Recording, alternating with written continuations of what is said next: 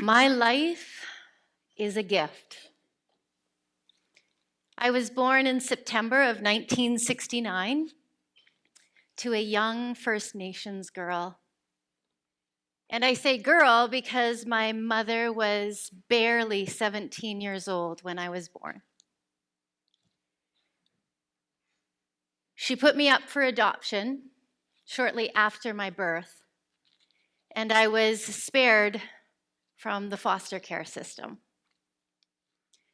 A system that has failed so many children, including many Indigenous children. This is something that I don't take lightly. This is something that I remind myself on a daily basis, and this is something that drives me in my life and in my work every single day. My life is a gift. But your life is also a gift. And I believe that you're here tonight because you are ready to rise. Pretty bold statement, but I do believe you're here and you're ready to rise. Would you agree with me?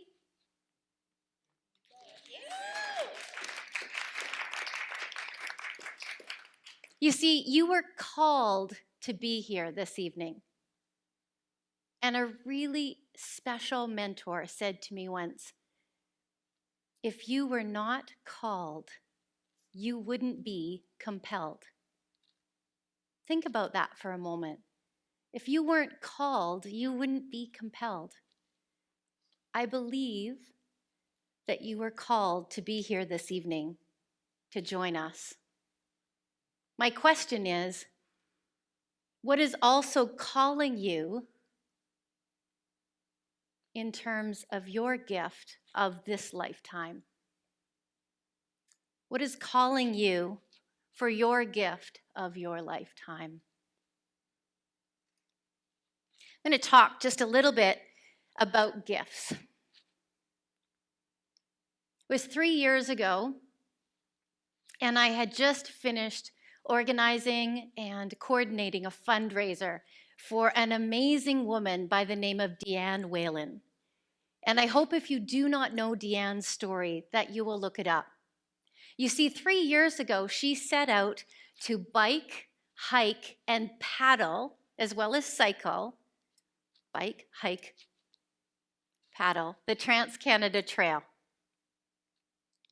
And in that journey, as an independent filmmaker, not an athlete, as an independent filmmaker, she was documenting her adventure, she was documenting the conversations, and she was documenting the incredible and intimate conversations that she was having and learning with the Indigenous peoples. You can read about her story and her adventure on her website, 500 Days in the Wild. For some reason, it was very important to me to send Deanne off from our community with some money in her jeans as an independent filmmaker. So we put together a fundraiser, and we raised $5,000 to send her off. 200 incredible women. Well, at the end of the evening, she gifted me with this paddle.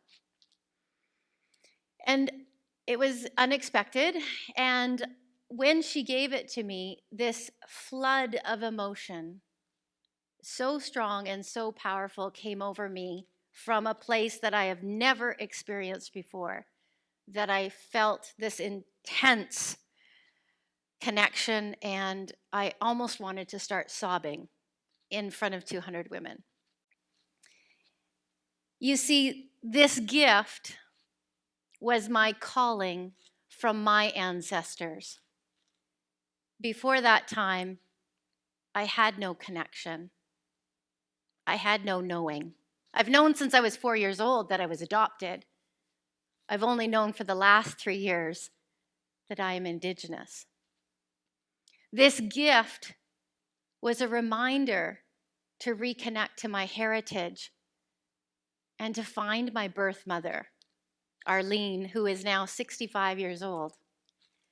This gift was a reminder to turn up and tune into my own true greatness and why I'm here in this lifetime.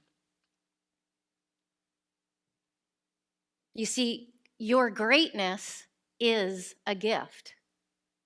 And it's a gift that I see in every one of you this evening, and I see in every one of my Indigenous brothers and sisters.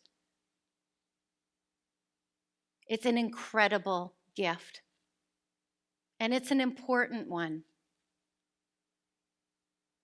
You might wonder, well, why does she care so much? Well, at this time, I think we are being called to step forward as leaders. The world needs us, needs all of us at our absolute highest potential for our greatest good. The world is crying for leaders who are connected to their ancestral values, who are connected to Mother Earth, who are connected to each other, and who are connected and respect themselves. Tonight, my talk and my call to you is ready to rise. And there's 3 things that I think we can each do to ready ourselves for this epic journey. The first one, I'd like to invite you to own your resiliency. They say that whatever obstacles you come across, as you pass through them, you get stronger. The stories that I've heard, the learnings that I've experienced so far, I don't know how there could be any other culture so ready to rise with strong leaders than the Indigenous culture. The resiliency is incredible. We just need to own it.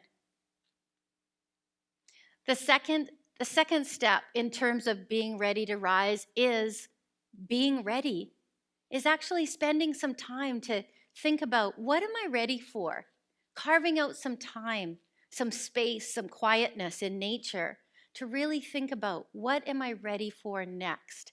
Because I know that the universe delivers to you what you're truly ready for.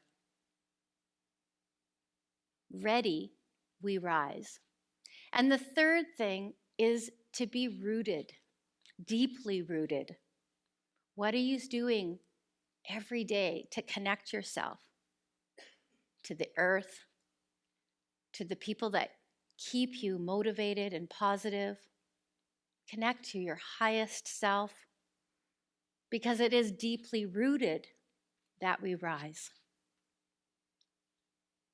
I'll leave you this evening to enjoy some incredible speakers.